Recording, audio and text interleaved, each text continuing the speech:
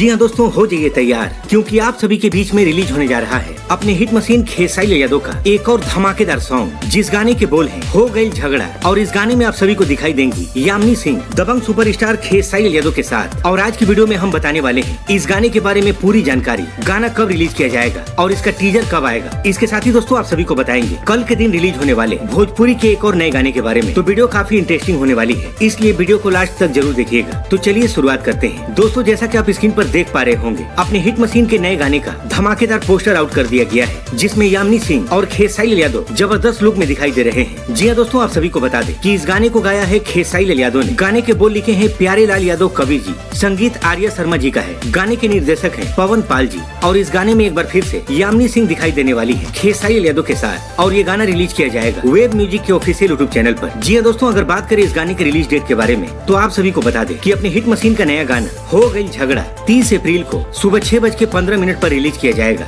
और हो सकता है कि कल तक इस गाने का टीजर भी रिलीज कर दिया जाए, तो देखना मत भूलिएगा। इसके साथ ही आपको बता दें कि कल के दिन सुबह 6 बजे वर्ल्ड वाइड रिकॉर्ड्स भोजपुरी पर शिल्पी राज का एक नया गाना आ रहा है। और गाने के बोल हैं दिलवा सीसी में, जिसमें माही श्रीवास्तव नजर आएंगी। तो इसी के साथ मिलते हैं अगली वीडियो में। तब तक के लिए जय हिंद, जय भोजपुरी।